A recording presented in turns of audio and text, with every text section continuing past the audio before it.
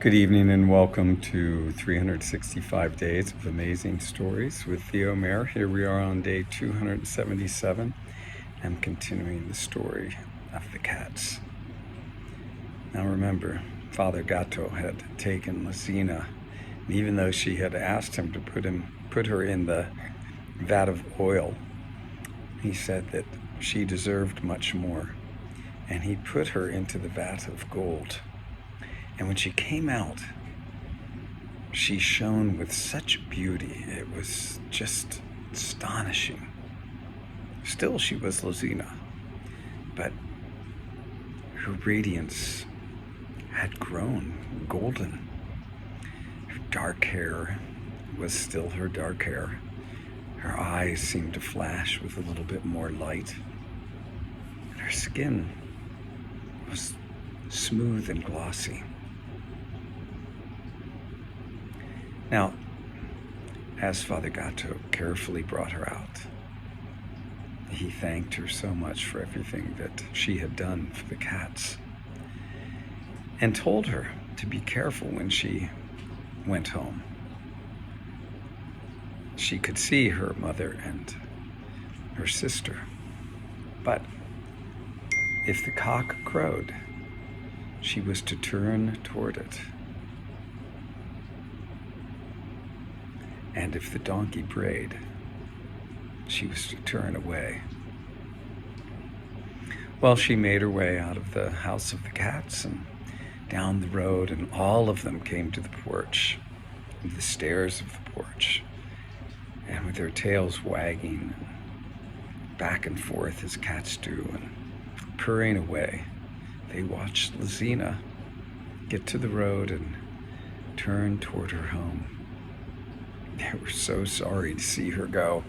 They had never had anyone like that to take care of them.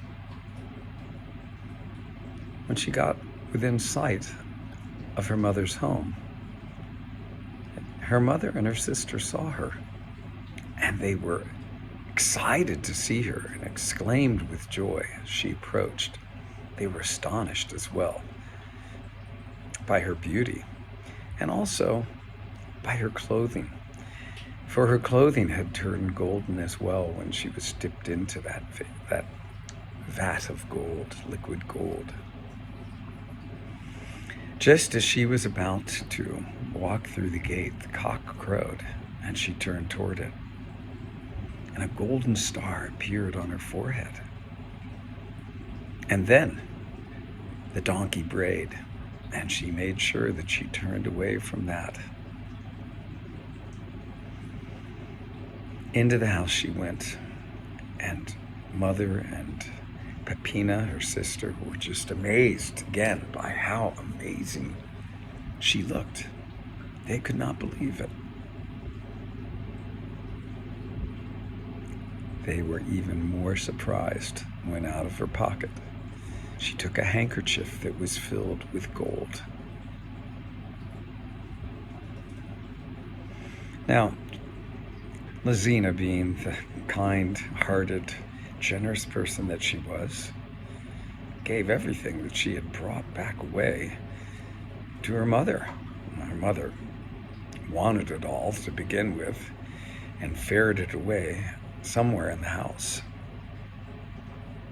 Peppina tried to take the clothes off of Lazina's body, but it seemed they would not come. The gold star would not come off of her forehead as well. Peppina at one point said, I'm going to go to the cats and see what they will give me. And taking Lazina's basket, she went off down the road toward the cats. Now the cats had not gotten another servant to replace Lazina because they knew that there was no way they would be able to find somebody as beautiful in her caring ways as she was. But in strode Peppina and said that she wanted to serve them, and so they allowed for this. But it did not go very well from the very start. As soon as she was in the kitchen, she used a broom to shoo all of the cats out. closed the door tight. And when one cat sprang in through the window, she gave it such a wallop with the rolling pin that it cried for the next hour.